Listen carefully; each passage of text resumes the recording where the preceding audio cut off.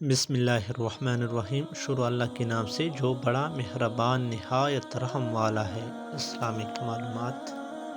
سوال نمبر 1، اس مکان کی اونچائی اور چوڑائی کتنی تھی جس میں آگ جلا کر حضرت ابراہیم علیہ السلام کو ڈالا گیا؟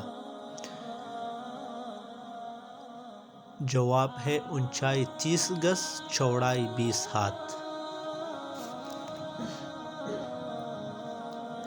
سوال نمبر 2، وہ کون سی نبی ہے جنہوں نے 2 ہجرتیں کی؟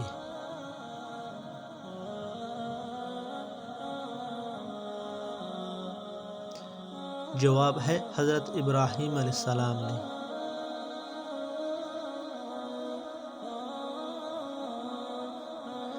سوال نمبر 3، سب سے پہلے حدود حرم میں پتھروں کی علامات کس نے نصب کی؟